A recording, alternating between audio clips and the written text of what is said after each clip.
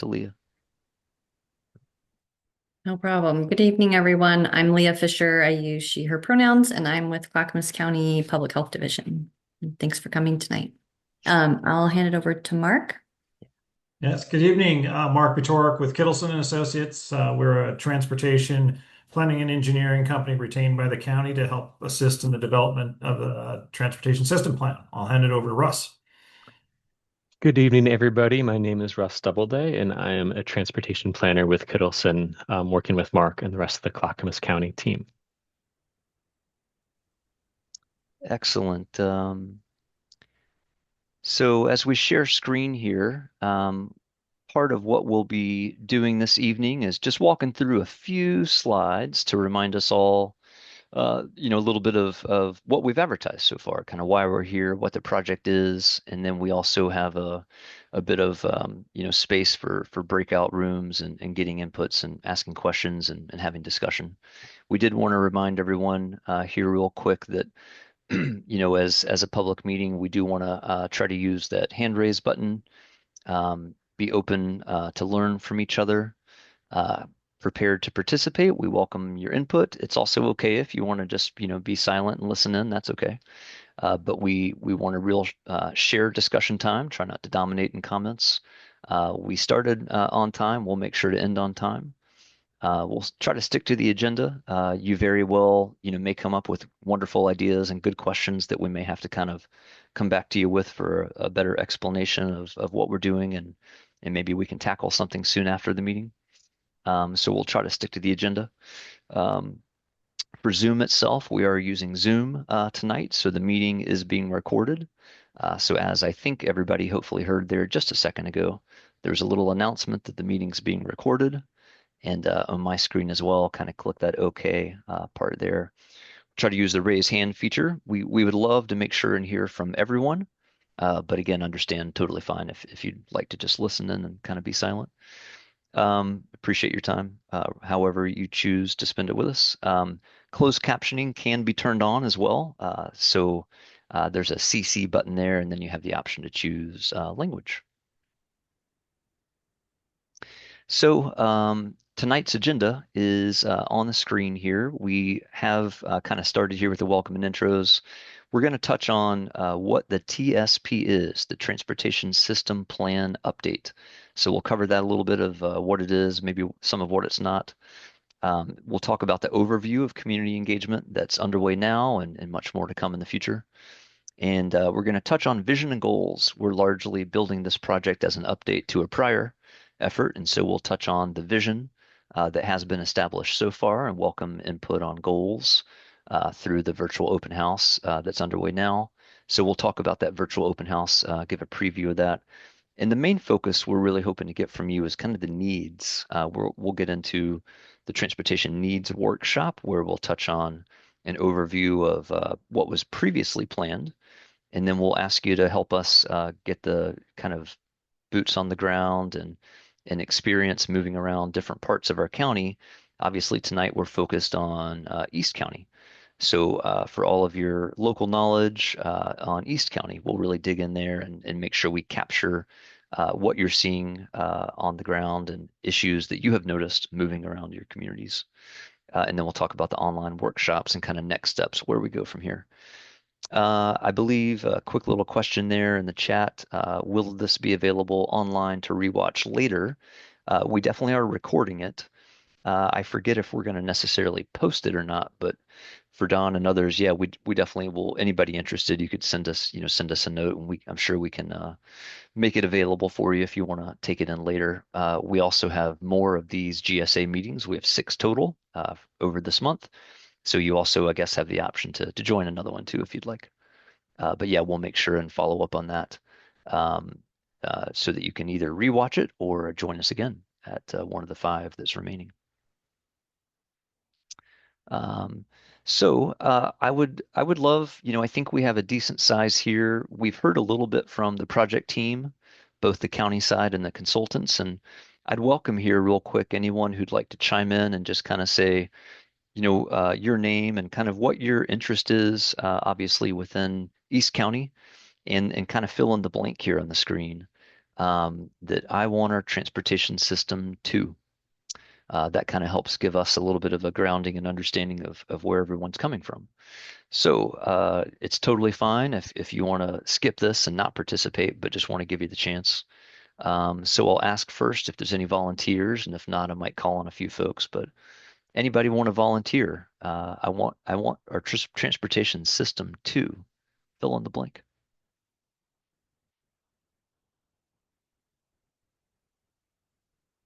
Tyler. Hey, good evening. Thanks for putting this together this evening. My name is Tyler Deems. I'm the city manager for the city of Sandy. And my interest in participating in this process this evening is one, just to learn more about next steps from the county's perspective and ideally get a better understanding of how, excuse me, how cities will be integrated in this process to ensure that the future TSP really aligns our local goals with Clackamas County's larger regional goals. We are a smaller city in the rural area. Certainly, East County is a very large geographic perspective, and I want to make sure that Sandy doesn't get lost in the shuffle of things as you're identifying projects for the entirety of Clackamas County. Absolutely. That's a great point there. And we'll touch a tiny bit on coordination this evening, but part of what we're doing in the project is setting up a number of different kind of committees and touch points. And really thank you for your participation this evening for Sandy. And yes, we'll make sure that we circle back with you on ways to make sure that we do clarify if there's any kind of confusion around how we generally were focusing on unincorporated areas, but we really want to make that coordination with all the cities of all sizes and urbanized areas as closely coordinated as possible, so nothing gets left behind and fills in a gap. Anyone else want to volunteer to chime in and say hello? Yeah, can we just speak? Do you hear me? Yeah, absolutely. Go ahead, Les. Okay, just didn't know if I had to raise my hand. Les Poole, I've been a real advocate for the Sunrise Corridor, and I know that's a topic of high priority. My concern or my input is that we tend to think of ourselves in terms of transit or individual users when the distribution aspects of this whole plan are so critical. And I don't need to tell anyone here that Highway 212 is a parking lot through Damascus. I know we can't fix that right now, but the connectivity between the growing corridor out in southeast Gresham, the whole corridor through Damascus and into Happy Valley is exploding. And we need to think in terms of keeping our economy moving and not losing sight of the importance and the safety requirements that trucking and industry require. Gotcha. Very understand, Les. Thank you for sharing that. Yeah, the Sunrise Corridor is definitely a big one on the county's radar, and will definitely be a part of this work. And I really appreciate your call out for economic development and freight and movement. Really appreciate that. Anyone else want to volunteer? Go ahead, Steve. If I may, I haven't been able to find my raise your hand button yet. So this is my first time on this computer, so it's a whole new experience for me. But thank you for having this meeting. I'm Steve Bates. I'm from Boring. I appreciate what Les just shared. I agree with him, but let's be perfectly clear that Damascus isn't the only one that's being impacted by the Southeast Gresham growth. Boring's traffic is becoming greater and greater. I know you guys have a plan for Amizigger and 224. We need some help with Kelso Road. Kelso Road's starting to become a problem. That there's a number of county roads here in the Boring area that will need expansion as time goes on, and we're talking 20 years from now. And so that needs to be part of the equation as well. Thank you very much. Definitely appreciate that. Thanks for chiming in, Steve. Kathleen, I see the hands there. Any interest in going next, Kathleen? Yeah, go ahead. Hi. Kathleen Walker. I'm the Sandy mayor, and I'll kind of start off with my Sandy mayor comments first. Yeah, I agree with everything that's been said to date, and I believe that the Sunrise Corridor and getting that corridor through there so it's a little bit easier to get to Sandy would really be helpful for a lot of Sandy residents, but for economic development back and forth. There's also quite a few. We just recently completed our TSP in Sandy in 2022, 23, and so we're looking to kind of figure out how to meld, this effort with our effort. And I know Tyler has some priorities that he wants to kind of bring forward that will help us deal with some of the connection issues of what we'd like to do to what's needed for us to kind of grow beyond into the unincorporated area. Of course, it's still in the urban growth boundary, but it's at this point unincorporated. So yeah, I'm a little bit confused. The one question I would have for you, Jeff, is Damascus part of the East County area? Your map is a little rough, and Happy Valley's a separate area, but it's like different documents I see kind of seem to lump Happy Valley and a lot of those other places together, whereas, yeah, I just can't tell. So can you kind of clarify that for me? Yeah, absolutely. Thank you for that question. We also have the not sure yet if we've pasted in the link. We have an interactive mapping feature that helps to show the different boundaries of the GSAs. Oh, great. Um, Okay. and so That'd be as helpful. yeah, we'll definitely plug that in there. Okay. So the Damascus area is within what we were calling the Greater Clackamas Regional Center East. Okay. And so All right. it is the one just to the Right. the west of Okay. the East County focus. But yeah, Okay. happy to make sure that Yeah. those interests back and forth are captured here. Yeah, just when we're kind of identifying projects and all. The other thing I will kind of put on a different hat now, and this is one that I've worked with the bikeway and pedestrian village plan up in the villages of Mount Hood. I've worked on the Forest Service working on trails plans. I work with Metro and Northwest Trails Alliance and a lot of other partners on regional trails. And there's been a huge increase in the attention, funds, and efforts put forward to doing town-to-town linkages for regional trails in the Columbia Gorge. And I'd like to see, there's a thing called a Mount Hood to Rose City trail corridor that was actually, we put it in for a huge, I don't want to say a $45 million grant back in the Tiger grant days where they were trying to find projects that had huge amounts of money.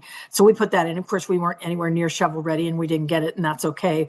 But it did, Blumenauer and those other folks really did get excited about it. And so it's got some legs. It's, regional trails can be, we haven't kind of brought it up since the whole COVID and, Springwater corridor issues and things like that. And that's understandable. So, but I think when we're looking at 2045, it's time to kind of identify this potential project. It was in the Metro Regional Trails linkages. So yeah, we can talk more about that at another date or something, but I'd like to sit down and I've got some PowerPoint presentations and all that were developed quite a few years ago to kind of articulate what the potential opportunities are. It's mostly just kind of filling in gaps in the linkages. So yeah, thank you. Absolutely. Yeah, thank you for sharing both hats as the mayor and your work there for trails. Yeah, that's a good reminder. We're definitely looking 20 years out. So yes, let's think both the needs we know of today, as well as how we expect growth to happen into the next 20 years. Anyone Yeah, else? and these are not recreational trails to speak of. They're more kind of transportational trails. So I know the difference between those two. So this would be more multi-use to be able to be used for transportation, but also economic development for tourism and all, like in the Yeah, gorge. absolutely. Thanks. Perfect. Thank you very much. Anyone else interested in going next? I'll pause just a minute. I don't want to force anybody to. That's all right if you just want to listen in.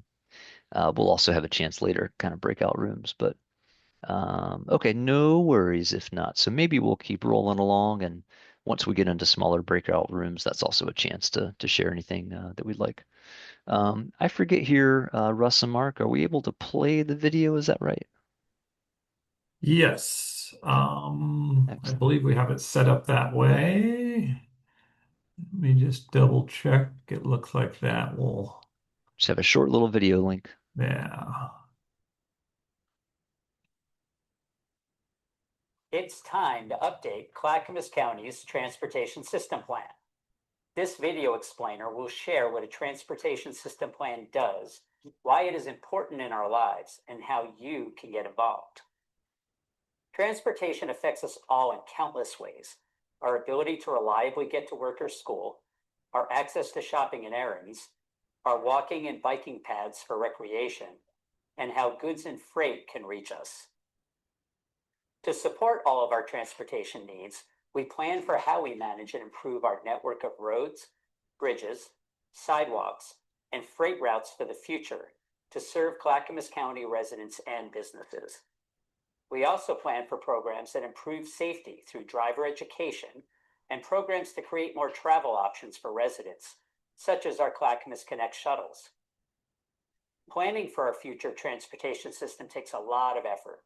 It involves closely studying our current conditions, forecasting growth and changes likely to occur throughout the county, engaging with the public to better understand our needs, designing for those future needs, considering and refining costs, and then prioritizing and making tough choices ahead. This total process is what makes up a transportation system plan that helps us look 20 years into the future. Transportation projects take a lot of time and resources to build or create, and we often have more projects and more needs than resources available. So how do we decide what to prioritize and who decides? It starts with a transportation system plan, and those who participate have a key role in helping shape our future. We invite you to help us create this plan together. Yeah, excellent. Thank you very much, Mark. We have created this video that's a little longer and a few others that really just help give people a few different ways to learn about what the system is. Crystal, I see your hand up. If you don't mind, I'll just touch on this slide real quick and then give you the chance to say hello and do an intro. Kind of as Mike was mentioning there, Mike Besner's kind of one of our directors of transportation and development. So he was helping to really, he's got a lot of experience here at the county and helping to introduce that video segment for us. We'll make sure and send out all of those for those interested. Just a brief reminder, as mentioned, we have a lot of, miles of paved roads, as all of you know, especially, thinking of the scale of East County.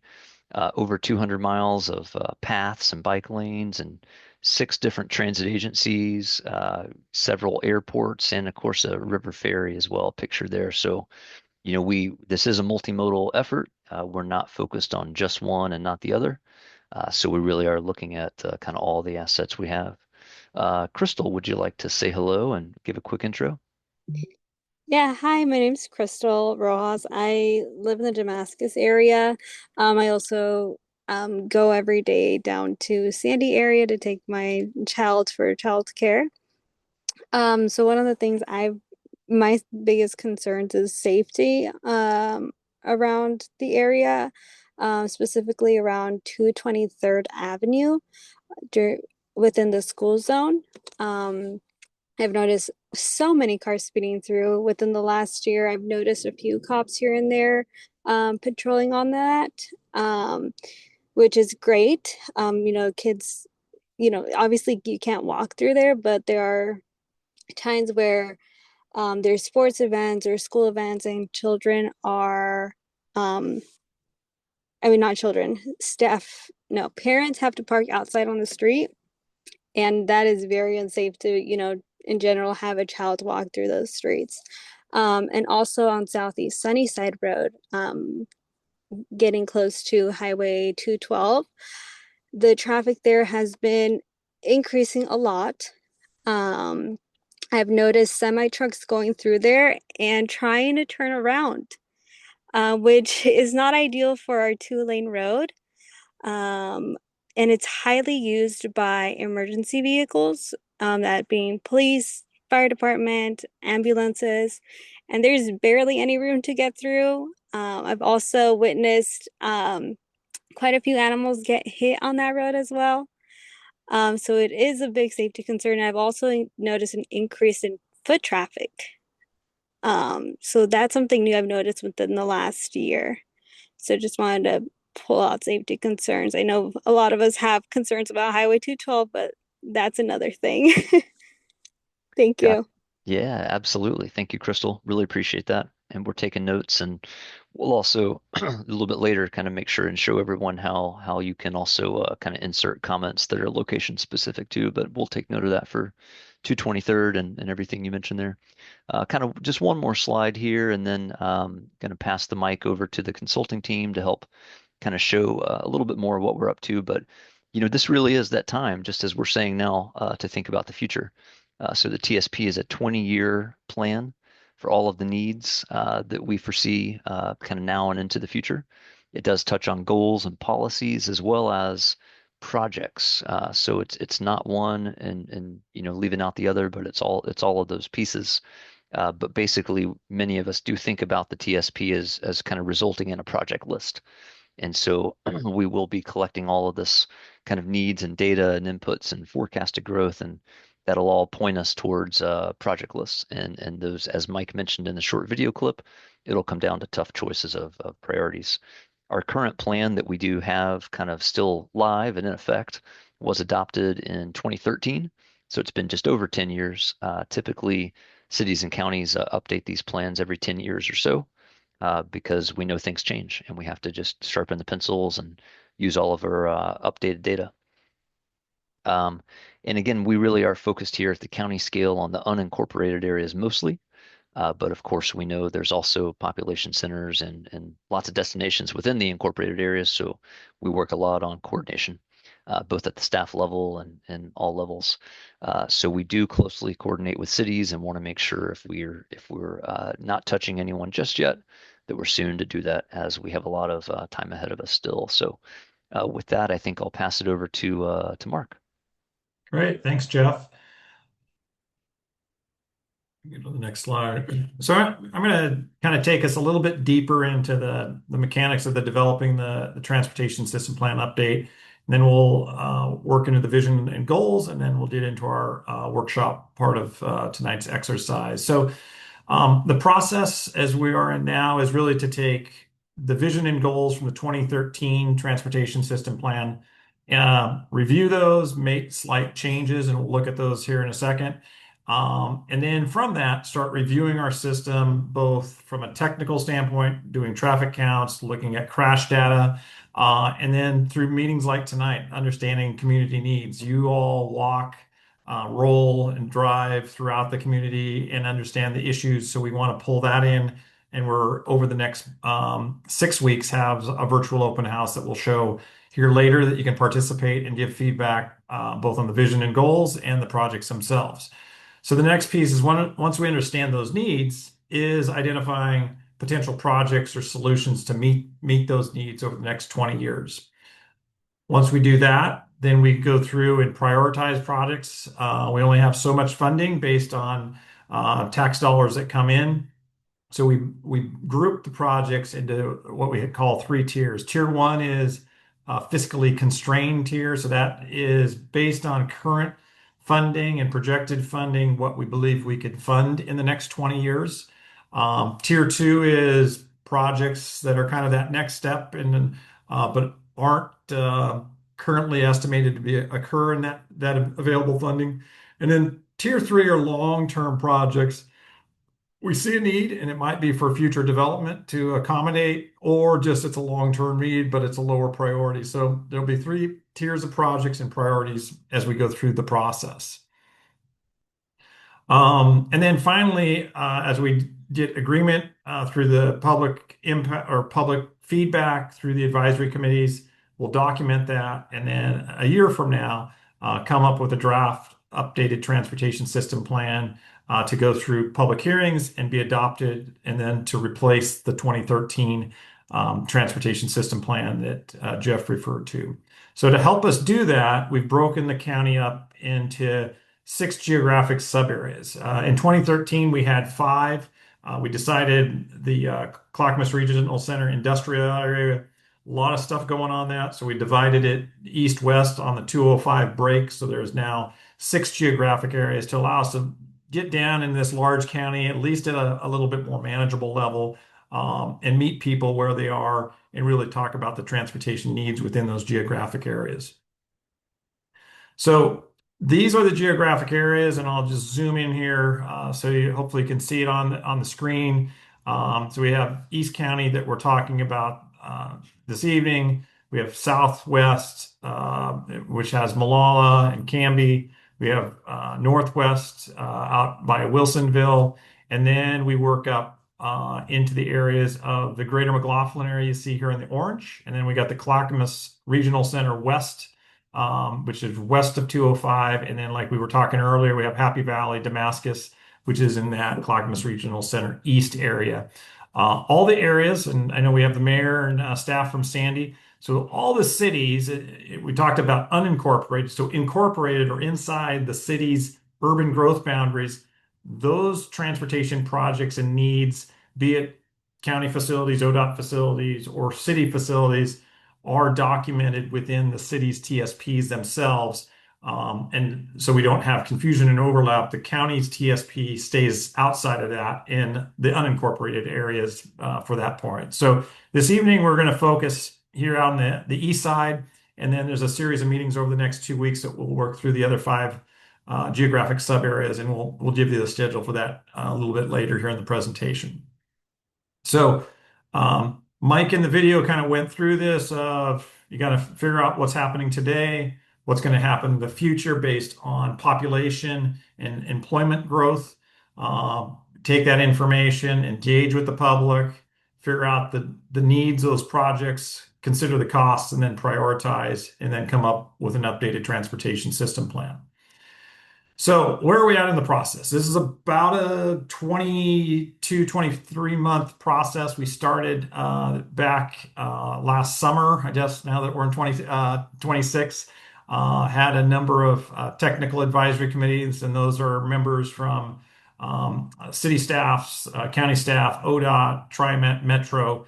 And then we have a project advisory committee, which is made up of a cross-section of population. They were folks that applied to be on that and then selected by the Board of County Commissioners to help guide the process. And they also have geographic representation. So each of the geographic areas has at least 2 members on the project advisory committee as we go through. And we're now in this first stage as we've gone through the kickoff tasks and existing and future conditions of really introducing the projects, the needs, and getting feedback on needs. And as we continue through the process, we'll come back in the spring in another series of workshops and also public open houses on the initial set of projects and the initial priorities and get feedback on that. And then we'll work through the summer and fall and come back late next year with another set of meetings with the geographic sub areas on here are those recommended tier 1, tier 2, and tier 3 project lists, get feedback, refine, and then go to public hearings and adoptions with this County Planning Commission and Board of County Commissioners in the first quarter of 2027. So kind of how the public engagement works, to just give you a sense of it. We have continuous public engagement, and we're out in the community starting now, but we'll have pop-ups. We'll meet people where they are. We'll have the virtual open houses. We'll have social media. And through that, then we have a little bit more formal pieces. We have the geographic sub-area meetings, and those will meet 3 times for each geographic sub-area throughout the process. We have the technical advisory committee that I mentioned earlier. This is mostly staff from a lot of the agencies that manage or operate transportation facilities within the county. And then we have that public advisory committee. That all feeds in information to the project management team, which is made up of a number of the staff that are here tonight from the county, Jeff, Anthony, Lee, and others. And then they manage the overall project, manage us as the consultants, and ultimately make the recommendation to the Planning Commission, who then will hold public hearings. And then they'll make either one of three decisions. They will say, this is not quite right, and refer it back to staff. They may adopt it as is and recommend its approval to the Board of County Commissioners, or they may recommend it with changes to the county commissioners. So they have three options. Once that goes to county commissioners, another round of hearings, and they have kind of the same opportunities. They can reverse or revert it back to staff for more work. They can adopt as is, or they can adopt with amendments to it. And then once they adopt, that becomes the guidebook and roadmap for the next 20 years on how the county prioritizes projects, which projects, and how we shape the community going forward through that process. All right, I don't see any questions, so we'll keep going. So public engagement, we talked about a number of the other elements kind of here earlier, but we try to tailor all this to meet both the urban and rural areas of the county. You'll see in the virtual open house, we have 4 languages. We try to meet all the accessibility challenges and really meet people where they're at, go visit those locations and events throughout the year, and provide as many opportunities for people to understand and comment on the transportation system plan update. So switching a little bit away from process into the current draft vision. Oh, Kathleen has a question, so I'll stop there. Kathleen, go ahead. Yeah, just since we're still in the public involvement process, we have 2 residents that were selected for the Public Advisory Committee. One is up in Government Camp, and I believe one's out on like Wildcat Mountain or something like that. Anyhow, I've never heard of them, and I don't know if I don't really know of them. How are they reaching out to the unincorporated residents to get their input, or at least let those residents know about this project? Yes, their role is not. They've been asked to, provide friends, colleagues, and others comments. It's really county staff and the consultant staff's responsibility to do the outreach and go out there. They're more to kind of take the information in and be, representatives of the public across the entire county and help guide and say, as we look at this and we're prioritizing projects, maybe we want geographic balance. There's some top priorities, for instance, the Sunrise. So they're just more of a sounding board than an active participant in trying to get feedback themselves. Yeah, just a brief addition as well. We hope that many of the PAC members do act as that kind of link to any types of groups they do bring, to the table or represent, but we also have to kind of acknowledge they're just one person and don't always, represent a whole population of people. So it is a little bit of a tough balance, but we do ask them to help share among their networks and try to think with their hat on representing a certain GSA, but definitely want to balance that with knowing they're just one person. But happy for your thoughts on that, Kathleen. And one thing we're also doing is kind of building an ongoing list of whether it's groups or CPOs and different ways that we can kind of continue to get the word out. So would definitely appreciate and take any feedback you have on that front. Right. All right. Any other questions on kind of process? Otherwise, we will move into the draft vision and goals. Okay. So the vision, back in 2013, there was a lot of effort on the county, on the project advisory committee, and the public to really look at what the vision of the transportation system could be. So they came up with this vision statement, and it's kind of stood the test of time. There's a lot of apple pie in this approach, but we've gotten feedback from the advisory committee, both advisory committees, and are also asking over the next 6 weeks for the public virtual open house for comments on this. So if you see this here and like, oh, there should be another word in it, or I'd like to see this, we definitely appreciate you going on to the virtual open house, and we'll show that here momentarily to provide comments on that. But this is the vision, and we will kind of get to a point of locking that in probably in about early March after we get through the public meetings, hear all the comments and say, are we going in the right direction? And do we need to make any unique changes to that? So that's the vision. So that's the highest level. And then the next level is goals. And here we have 6 overall goals. And again, back in 2013, there was 6 goals developed. As we've gone through this past fall and got feedback, while there's no ranking or priority, people really wanted to see safety and health, paramount, that came through, and they really wanted to see that kind of in that first spot, along with fiscal responsibility, on how we spend our money within the county. Beyond that, these 6 goals are they are consistent with what was adopted in 2023, and there was just some minor changes. So, for instance, on the local business and jobs, the PAC wanted to see visitors added. So it used to say businesses and residents. Now it's businesses, visitors, and residents. So this helps set the structure that then ties into objectives and scoring criteria that allow us to then score all the projects, or based on the needs and developed of projects, we score all those initially to kind of put them in an initial prioritization.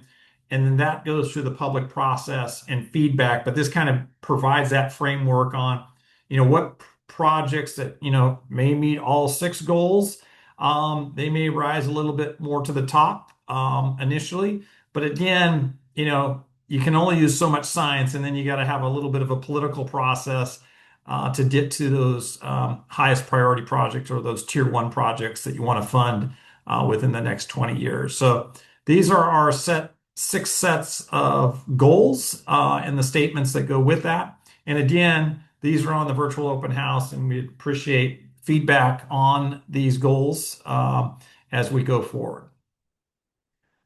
So before I step off of vision and goals, any questions or anything that just jumps out, man, you're missing X, Y, or Z. Otherwise, we'll move into the workshop session here momentarily. All right.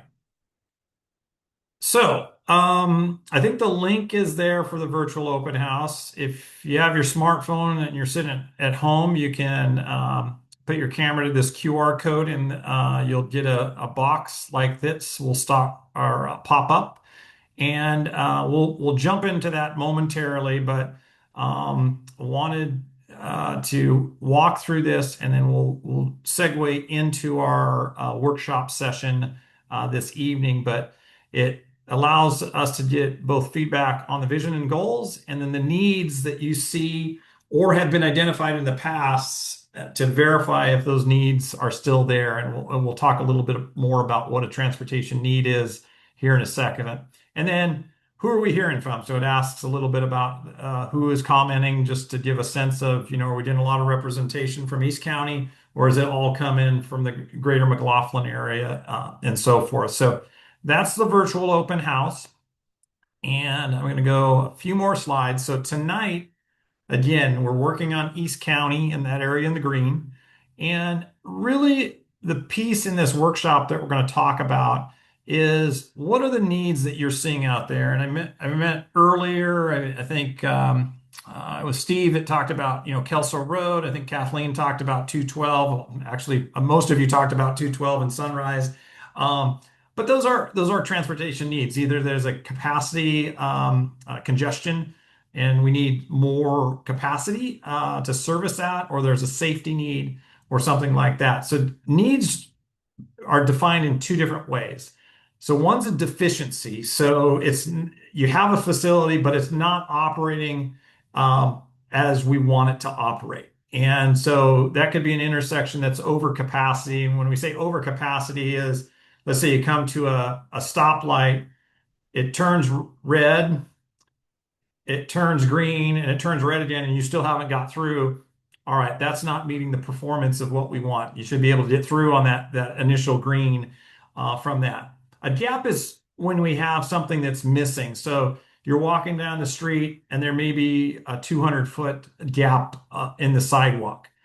Or you're walking down the street on a sidewalk and there's a telephone in the middle that doesn't allow a wheelchair to go around. So that's not a gap, it's a deficiency. So you have the sidewalk, but it's not operating as you want it to operate. So think about it in that construct. It's really what drives you crazy as you walk or bicycle or drive, or where you feel unsafe in that nature. Those are generally what transportation needs are at the end of the day. So we're going to jump into the interactive map portion. And Jeff, I was just looking, I think we have a small enough group we can probably stay in one room. Is that the sense? I haven't seen if more of added, but should we go that way, do you think? Yeah, I'm flexible. We intent here, depending on interest, we have the ability to kind of break out in smaller rooms, maybe 2 different rooms if folks haven't been able to chime in, but we're also maybe a small enough group that if folks are fine with it, we can do this all together, just kind of in one room. But the main point's to make sure that we do get a chance to kind of see a preview of the tool and that you can jump in and ask questions and understand how to use it. So I think it's fine with me to stay in one room here, unless anybody feels otherwise, chime in or drop a note into the chat. But happy to stay here together. Let's see, Kathleen. I haven't been able to see any of the information you're sharing on the screen, and I don't know if I'm the only one. I might be. I thought I know how to do multi-screen, all that. Yeah, let's make sure. So I think it might just be the way that Zoom is set up. There's some options. So depending on if you're on a kind of computer or tablet or phone, but there should be a view option where you can right. I'm used to Zoom. And sorry. Let's double check. Anybody else having that problem? Can everybody see the slides? Yeah. Nicole's good. Tyler's good. Okay. Yeah. All Sorry, right, it's Kathleen. just me. All right. Sorry, I'll figure it out. Well, no, we can if you want, though, we want to make sure you're able to kind of see it. We can try to troubleshoot here on the fly too. That's okay. Kathleen, are you able to see the chat? So were you able to get the link? Okay. I think if you're able to get the link and open up the website, you should open it up and it'll say, welcome to the virtual open house. Are you seeing that?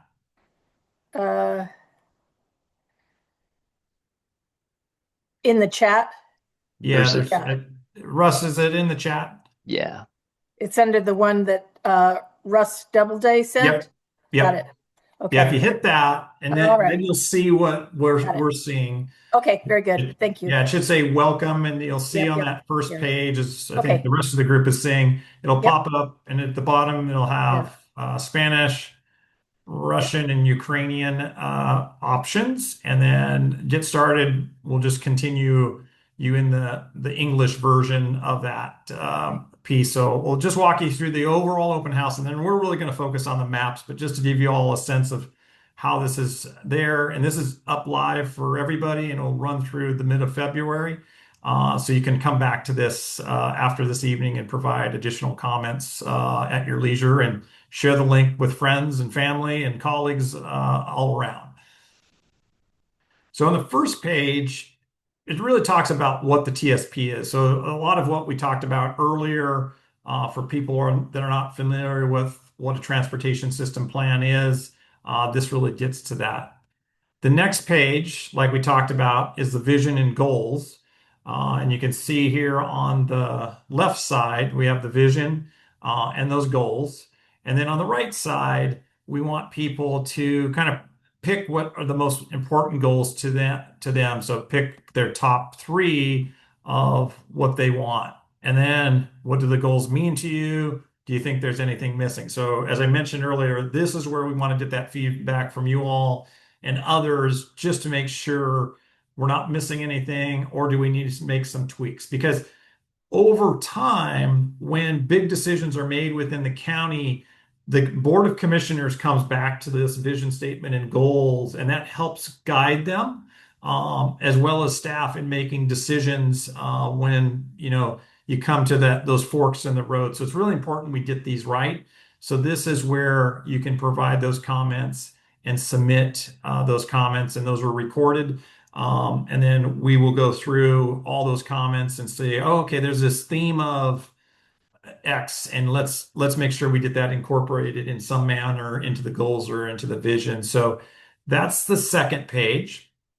The transportation needs, which is what we're going to focus on in the workshop, it again defines kind of what those needs are, and then we're going to work on this interactive map here, and I'll come back to this in a second. But this is where this is where you can really make some impacts and help us out in really understanding what's going on in East County. But we'll come back to that in just a second. I want to walk through the rest of this. Then there's the About You page, and you'll see this pop up in a second. So, what's your transportation mode? Where do you live? Which one of those geographic sub areas? Where do you work? Just so we get a sense of the people and how they're working within the transportation system. And then there's a next steps piece on where we're going that will then take you back to the overall website for the project itself. So that's the virtual open house. Again, would appreciate as much as you can share the wealth on this and get it out to people, because this is where we get the feedback over time. So Kathleen, if you're going with us, we're going to go back to room 3, transportation needs. And down at the bottom, you'll see how to use an interactive map feature. And there's actually a video, and I think Anthony does such a good job on here. He's a great actor.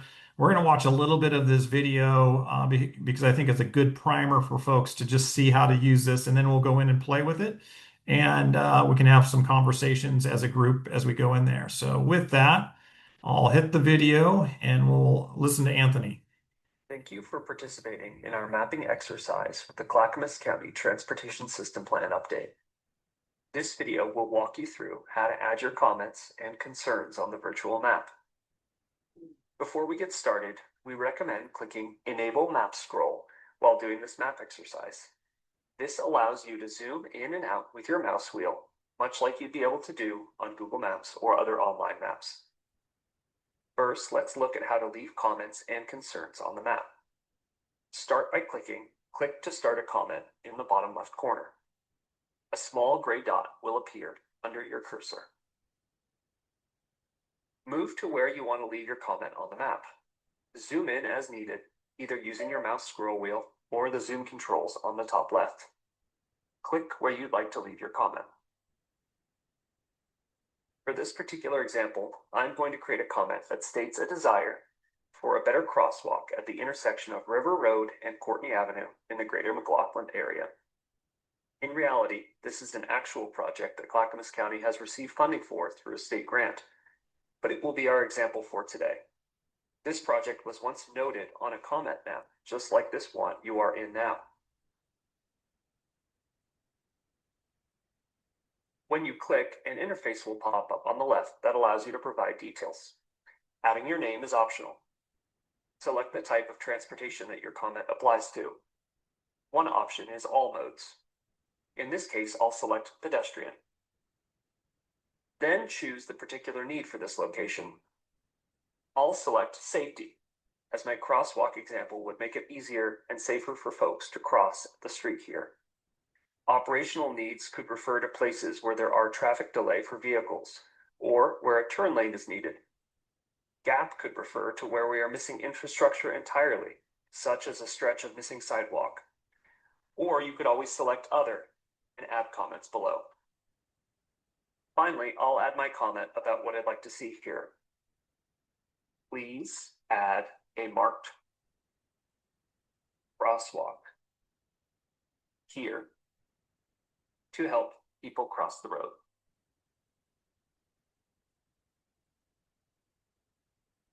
I'll click Submit, and my comment is confirmed. It's possible that you might have a comment that feels hard to pin down to a single point. For example, if a long stretch of road needs improvements, or if an entire neighborhood area needs sidewalks, it might be hard to choose a single point to drop onto the map. In these cases, we encourage you to drop the point into a logical or reasonable location for that concern, and then add a comment that explains your thoughts further. All comments will be reviewed thoroughly at the end of the process, and we'll be able to determine which of the comments apply to broader areas. We'll call out a few other things in the mapping interface. A public comment list is seen on the left. This shows all comments that have been previously submitted by others. You have the ability to scroll through and read these. As you browse the map, you will notice other comments already left by users, denoted by the pins. You may agree with some of these comments. For example, this comment suggests that Clackamas County focus on filling the gap in the I-205 multi-use path. After I click into the comment, I may choose to show my support by clicking the like button instead of providing a separate comment. The second thing you'll notice is the legend on the right. Here you'll see the symbols that correspond with what you're seeing on the map. If you'd like to adjust what you're seeing on the map, click the Layers button, which looks like a stack of squares, and adjust the visibility by clicking the layers.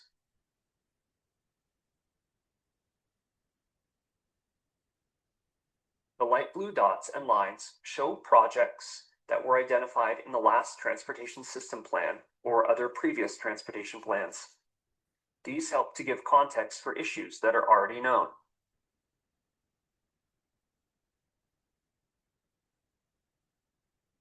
The purple dots show intersections that we already know pose a problem in terms of being over capacity during the day.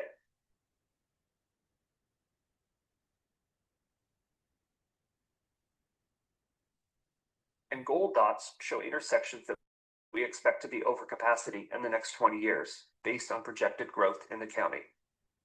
Thank you for providing your comments. And if you have any questions, we recommend reaching out to us at tspupdate@. All right, so let's just jump in here to the map. So Anthony covered the majority of this, but we'll just move a little bit out here to East County. Obviously, don't have a lot of comments now, but just for instance, is we get to a location by the villages, we can hit the dot, and here's the project that was identified in the 2013 TSP. So at US 26 Brightwood Loop, at a westbound right turn lane. So that's how you see those previous identified projects. So you can either be segments or intersections. And then as Anthony talked about, the purple are difficulties today, and the brown is difficulties expected by year 2045. So I'll stop there and just see if folks have questions, how this works. And we don't need to hold you here, but maybe some of you are already in and adding comments as we go. But really, this is the ability for us to crowdsource comments throughout the county, and then also, from the like buttons, figure out, oh, there's a lot of people, for instance, that want the sunrise and so forth. So maybe I'll just stop there and just open it up for questions on the overall open house or the comment map itself. I don't know, Jeff, Anthony, anything we missed for the group? I think you both have covered it very well. Anthony's video and Mark's mentions. Just a brief reminder for anyone who did comment earlier in your introductory comments. I'm taking notes and we're recording the meeting, but we also, if you're able, really encourage you to leave those dots on the map and give that input in your own words, just to make sure that way others can see it too, kind of in real time, and folks could kind of build from your ideas as well. So. Thank you. But yeah, any questions at all on how the tool works or anything like that? Hi, Les Poole. I'm sitting in my car at the side of the road in the dark as this is going on. It's a wonderful thing to have a phone like this. Mm-hmm. But as far as using the map right now, it's not practical, but I appreciate your explaining it. And will we be able to, two things. One, will we be able to go back in the future beyond this? In other words, is the idea that we would be able to come in be after this meeting and go through the process of locating and making suggestions? Is that right? Yes, this will be open through middle of February. I think it's February 16th is when we'll close the virtual open house. So yeah, it's open, roughly 6 more weeks. Okay. Because there's an area that I'll certainly be commenting on, and Mr. Bates spoke about boring. We obviously talked about Highway 212 and 212 and Sunnyside Road, 212 and Foster is a growing nightmare, and I'll submit something after the meeting about that. I may get interrupted. I'm waiting for a call. I do want to mention one, there's a wild card in transportation planning for the county, and that is, of all things, the interstate bridge replacement. They're looking at very high tolls. The county has a policy that we need to protect 205, and we need consideration from ODOT and from planners in the future, because as they go to work on that monstrous new bridge someday, and with the tolls they're suggesting, there's going to be a tremendous amount of diversion traffic into East County and into the Clackamas corridor, which we won't be able to accommodate. And the county probably still has in effect a policy from 2013 regarding consideration for tolling, how it would affect 205, because it's a big one. So a little bit out of the weeds, but definitely something to consider. Thank you. Yeah, Great. thank you, Les. I really appreciate that. This is Jeff. I'll jump in just kind of from the county side. Your comments really helpful and very applicable. From several different things come to mind, and there are lots of challenges with various projects around the region. Part of our work at the county and everyone, all of you too, is kind of getting along with your neighbors and working together as a region, a state, and the bi-state for IBR. So yes, there have been some news headlines about costs of different projects and about how we fund transportation in the future. So there's a lot of fluidity there, but definitely recommend to make sure, if you can, as we mentioned, later when you're in a safe spot and have time to do so, log those comments and concerns. We do have some kind of policy statements from the Board of County Commissioners regarding tolling. We do also at the same time kind of tackle some of those issues through a lot of regional coordination meetings at various bodies of folks. And so, yes, I really appreciate your comments there. We definitely will, part of this effort will be looking a little bit at our anticipated funding into the future.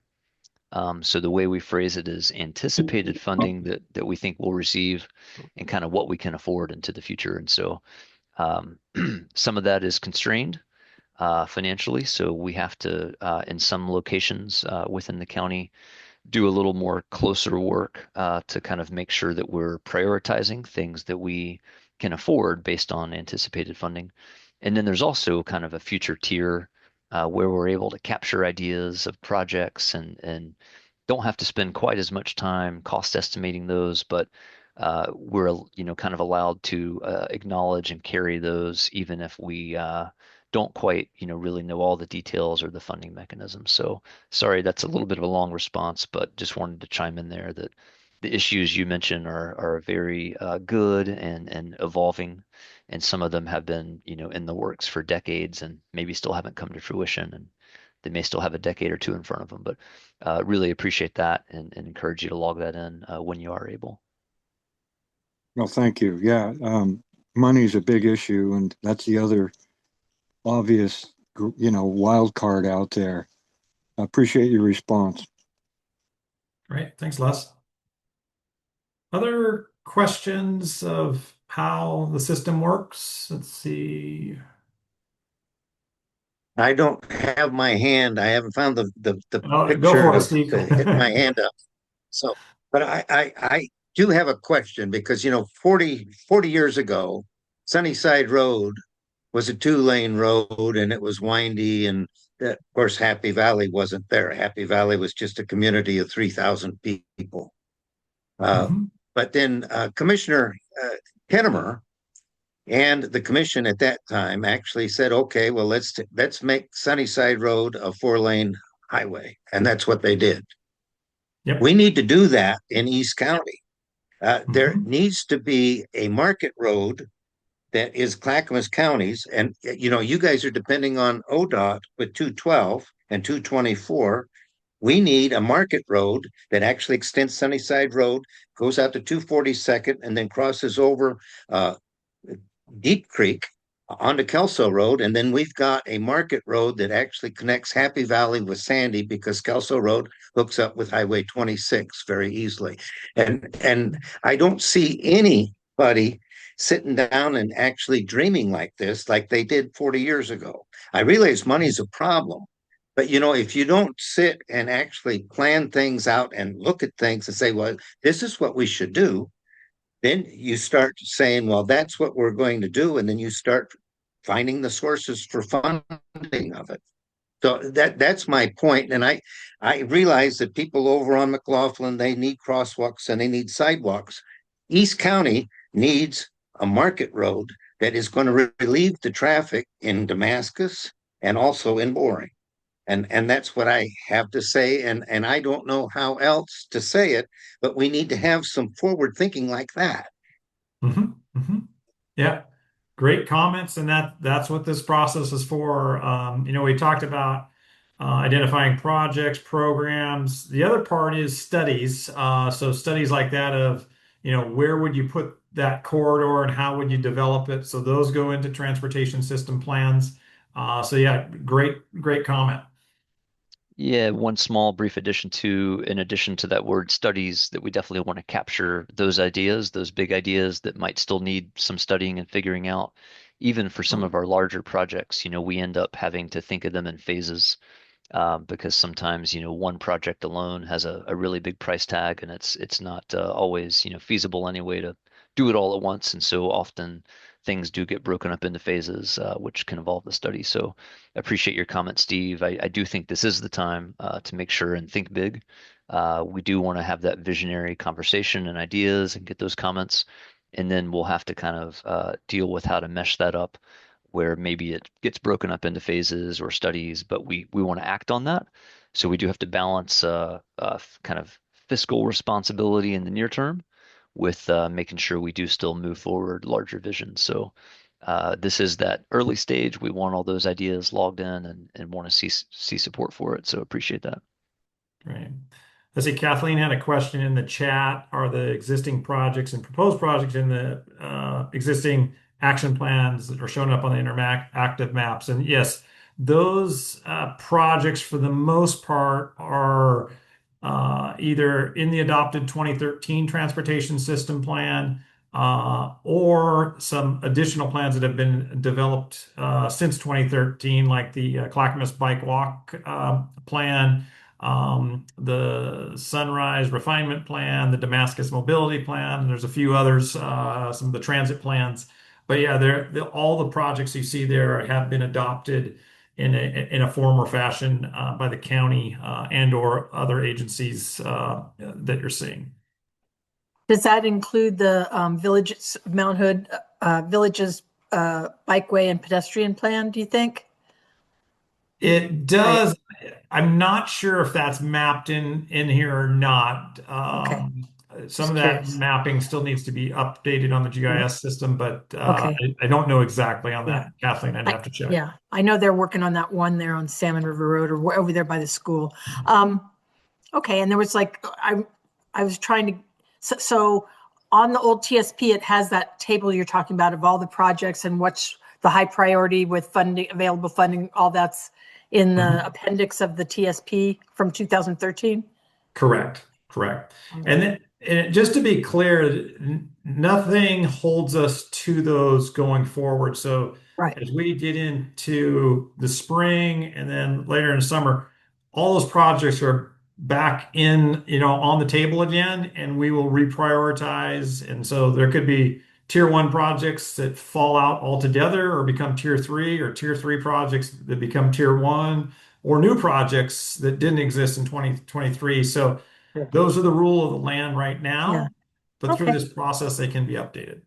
Yeah, it's great to be able to see what was the priorities on this interactive map to kind of know, yeah, it probably is still a priority, but like you said, it might change in priority ranking. So thanks. Great job. Great. Thank you. All right. Any other questions? Yeah, Otherwise, we got a hand up Oh. from Jennifer, and then Tyler after Jennifer. Okay. Go ahead, Jennifer.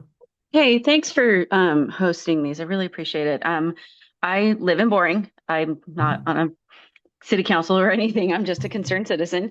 But I want to piggyback off of what Steve was just saying, that I went to the Boring CPO meeting last month when they had a representative from ODOT.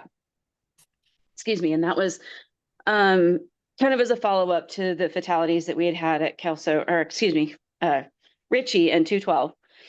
And it was a little discouraging because he was, well, the guy from ODOT was very apologetic. He has sympathized with us, all those things. He said, 3 fatalities basically in the 10-year period that they analyze it was not enough to crack their top 1,600 priorities throughout the state. And, acknowledge that there is a lot more traffic on 212, because it's a direct thoroughfare and all of that. And it was just kind of like, sorry, guys, tough luck kind of thing. And I'm hoping that we can get more from Clackamas County. And I understand where he's coming from. I get it. It's a big state, lots of roads. But I'm not quite sure how to say this.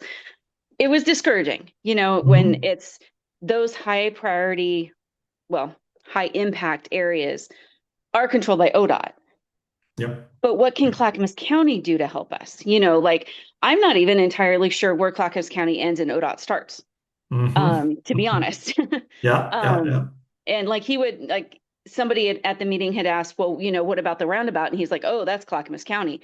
People don't know where that boundary is to even start with, to know what to ask for. Yeah. And yeah, just to emphasize, we're little unincorporated communities, but we have the impact of the metro area. And I think that gets lost on people. We have the mountain traffic, we have the Bend traffic, Eastern Oregon traffic. It all goes through our tiny little towns, and we don't have, the support for it. Does that make sense? Yeah. And that's why we need you out like you are this evening, taking time and having comments, because that's where we get that impact, and that's then heard by the county commission, that then, in the political process drives those funding decisions. And obviously transportation and funding, we've seen a lot of that in the media and the news. Yeah. There's this needs, and then there's the ability to fund it, and then how do we fund it, and are we willing to fund it as citizens of the state of Oregon? So that's that tension. But Yeah. Roads always get funded. We wouldn't have all the roads that we have in this state if taxpayers, starting back when we started collecting taxes, didn't pay to get where we have today. So it is a priority process. And just like you're here tonight, Jennifer, making those priorities heard. So both the project team hears it, it gets on the list, and then gets advocated by the board and the lobbyists for Clackamas County to get that funding, be it local funding, like your road tax that you have in Clackamas County, or state funding, or going after potential federal funding. But the first thing is you got to get it on the map, and then advocate to get it as high on that map as possible on the priorities list. And then, really, we're all in it together to really beat the bush to figure out where do we get that funding from, because everybody has needs. And I think probably that's, the individual from ODOT, that's the piece is, they go back to their piggy bank. There's not a whole lot in it. And then, well, do I start on highest priority project of 1,600? So how do I work through that? And that's that, unfortunate tension that we have in society. And yeah, but the first part is doing exactly what you're doing here this evening. Yeah. Yeah, Well, yeah, again, I really appreciate taking the time. I'm going to try my best to attend some of the other meetings because, we drive those roads too. That's And right. That's just to right. kind of see what Great. the whole overall picture is. I think it'll really help to make some decisions. So Great. yeah. And Jennifer, just a real quick add-on from me, Jeff at the county. I really appreciate your comments, and I'm sorry to hear, the kind of the feeling of the way that you mentioned the fatalities might have been treated, and I do think that is a really serious piece. What we also try to do as planners is not just be reactive, but try to be proactive, and mhm. we want to be prioritizing everything you're seeing and what you know about. One thing we can definitely do is take a closer look at that at these locations we're mentioning tonight, and we also have an effort underway. If we slip into a little bit of an acronym, we might say the TSAP, which is a safety focused action plan. And so Okay. we have the ability as well to really zero into severe crashes and fatalities, and influence our partners at ODOT as well. So we can definitely work on that a little bit more, and try to provide a little bit more of um, a partner to you, and that what you're seeing, and really try to look at those as priorities within our county and see what we can do about that.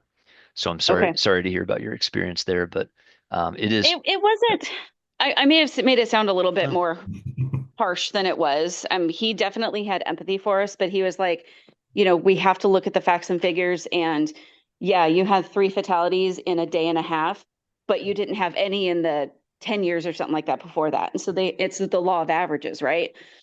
But one thing that we did bring up that I actually brought up at that meeting and others also talked about was the school zones. And they couldn't do anything about it because that wasn't their purview, I guess. But my son goes to Boring Middle and it's atrocious. And, Kelso grade, they have to wait in their cars along Kelso Road. And like, it's just dangerous. All of our schools are on these narrow little 2-lane roads. And it's also discouraging to be told that, oh, sorry, hope your kid makes it to school. Okay, that's an exaggeration, but you know what I mean? Like, I live half a mile from the school, but I will not let my son walk to school because he would have to cross the road at 212 and Ritchie. And that's not happening. Even though it's a controlled intersection, cops run that. I mean, it's awful, the amount of people that blow that light. So anyway, I digress, but thank you again. I will definitely be adding comments to that map. All right. Thanks, Jennifer. Let's see, Tyler. Yeah, thank you. And thank you to Jennifer too. That's not an intersection that necessarily directly pertains to Sandy, but that certainly is an area that impacts those that are visiting Sandy because they're, either coming to Sandy or going from Sandy. They're coming through Boring most likely. So or going to Gresham. But either way, that's a high impact intersection that impacts our community as well. But the question that I wanted to bring up just briefly is earlier in this meeting, you indicated that the focus was really on those rural roads that were not within the UGB or the city limits of your incorporated cities. How do you handle county roads that are within an incorporated area? Are you identifying those as the incorporated cities problem, or is that still an item on the county's TSP that would get county funding potentially for those improvements on county roads? Yeah, great question, Tyler. So I'm not sure if you or I know each of the cities has been at least invited to the technical advisory committees. But the way in which ultimately is roads that are inside the city are documented in the city's TSP and roads outside in the county's TSP, just so there's not confusion. The 2 things that we are making sure going forward is one is if there's a transition, so you go from in the city to outside of the city. If you have a 3-lane road trying to match in with a 5-lane, obviously that doesn't work so well. So the coordination in this process is to make sure those thresholds are matched up and to document where there's any disconnects in that. Second part, as the city updates its TSP, and obviously you all went through that relatively recently, is county would be involved in the next update, as they probably were in the last update, to hear feedback and comments on the county facilities. And then when it comes to improving those facilities within the city that are county, they're still owned and maintained by the county, or there may be intergovernmental agreements on how they're maintained. That process will still be done, and then that's a discussion over time between the city and county. Do we want to do a jurisdictional transfer? How do we prioritize those projects? But it's really more of a archiving of, let's keep one in one bucket, one in the other. But as far as the funding, that still is a discussion that goes both incorporated and unincorporated. Jeff, anything else you want to add to that? Yeah, just simply that we'll make sure and try to follow up specifically, on the Sandy coordination plus others. But our intention is as much of what Mark stated there while we are focusing on unincorporated, we really have to make sure that that coordination's happening, and that just as I think someone earlier mentioned, the city, city lines and different boundaries that are, mostly invisible to most people, right? So we intend to be good partners and coordinate and make sure that we're matching things up and it's clear what's on which plan, and so we can definitely take a closer look, but want to see if this answer this evening is satisfactory to you, and if not, we can work a bit more on it to make sure we do have the coordination in place. Yeah, no, I appreciate the feedback. I think that does answer the initial question. I just, I struggle with the actual practical application of, great, the city might have funding to do the stretch of road that is, there's a specific intersection that I'm thinking of, but I'm trying not to get too far into the weeds. But great, we might have funding for this, but that intersects then with a county road that's still within our jurisdiction, but maybe doesn't align with the priority level in your TSP. And so now we've just made improvements that essentially dead end, right? Or don't dovetail into the larger scale implementation that we would like to see. So maybe that's just a separate conversation, Jeff, you and I could have to kind of, for me to better understand how that actually translates into real world construction projects. Yeah, absolutely. Happy to do that and appreciate you raising that here. I did want to make sure I saw your note, Kathleen, in the chat as well. I think there might have been another hand up, but then maybe it went down. But wanted to touch on it real quick for your question in the chat of the transportation bill and kind of how that affects our process and everything. And so, over the years, of course, there's always perhaps a little bit of up and down about how things are funded, and sometimes they have sunsets, and sometimes different packages come and go a little bit and change. And so where we are now is an interesting place, but in a kind of a short answer, generally speaking, we as a county generally do not specifically budget on the hope that something happens. We generally budget around what we feel very confident will happen into the future. And so we are not necessarily, right now experiencing a specific hardship on transportation funding. We could always do more with more, just as everybody else could. And so, if we were to have increased funding, we could deliver more projects and perhaps deliver those quicker. And we could definitely do more with more. However, the way that we have been set up as a county structure and within transportation funding is to not necessarily really just hang our hat on the hope that something might come through in a future year. And so part of this effort as it unfolds, our timing here is the rest of calendar 26 and looking for adoption into 27. There will be a short session at the state level here soon. Right, they kind of may or may not land on something. Hope they do, but at the county we're not necessarily getting into exactly those details, and I'm not a lobbyist myself and such, so we want to try to find our right balance. We're definitely paying attention, and our part of our county structure is of course closer to that, but what we will do as part of this project again is kind of have a financial outlook, and that again that's anticipated funding that we expect to come in, matching that to our needs and projects. And so in a sense, to oversimplify, and then I'll stop, is, you can imagine we have a big spreadsheet. One of those rows in that spreadsheet that kind of could be turned on and off was the recent HB 3991 or something close to that. What could have been that package that now, looks like it's not going to happen necessarily the same way. And so, we definitely are in a position where we're trying to plan for that in case it does happen.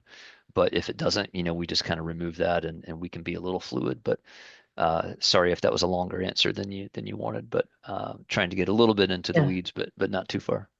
No, that's great. And I do just want to kind of build on what Tyler said, because, I would say probably Ten Eyck, 362nd, Bornstead Road.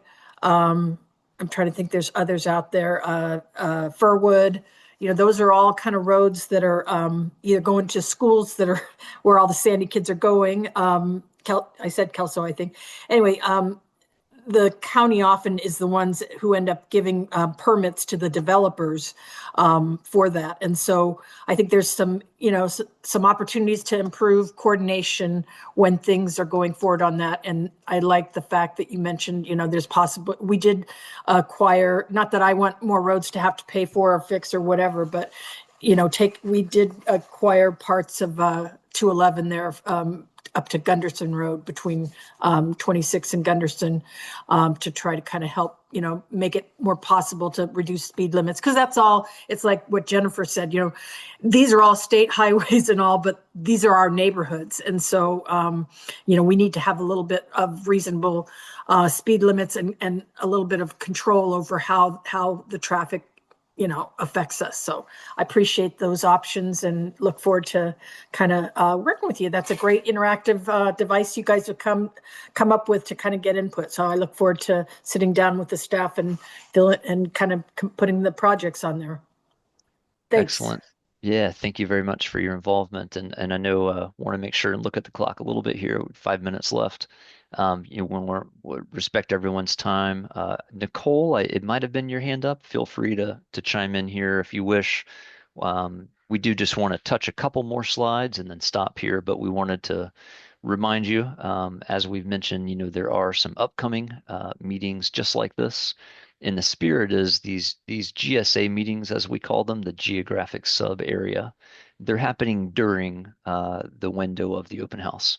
So the virtual open house is ongoing. So, we definitely want you to take time when you have time to input comments and share ideas. Tell your neighbors, tell your friends, anybody else you think would be interested. We ask for your help to kind of get the word out and help us spread the word through your own channels. But we have more meetings coming up this kind of same time slot for the different GSAs around the county. And then a link here, as we've talked about, for the full open house. Next slide. And then, this is now, of course, January. We're going to be coming back with another wave of GSA touch points, so we can have an in-person touch point in late spring, and then another touch point in the winter. And so, this is not your only shot at being involved. And so welcome your continued input and guidance into our project and to share as well. So we have a couple bullets here of what we hope to cover at each one of those, where next time we gather in June, we're going to review draft project lists focused here within each GSA for East County, by example, and then look at that feedback on identified projects and priorities. So that would be a draft where we would want your feedback. And then we have a lot of work to do after that. We're going to come back, maybe next December and kind of have that final touch of, hey, this is starting to land. Here's how it's all coming together before we start to go to our planning commission first, and then our board of county commissioners for adoption into the spring. So you've got a little time, but the earlier the input, the better. And then we want a quick reminder there to sign up for these pieces you've already gotten the word about tonight, and we appreciate your involvement. But have more to come too as well for everybody interested. Right. Well, I think, Jeff, that's it. Appreciate everybody coming this evening and taking time out. But back to the discussion we had with Jennifer is this is how we did lines on maps and we did funding is starting here at the grassroots level. So appreciate all your time, and I'll look forward to you at future meetings. And with that, have a great evening. Thank you so much. Thank you.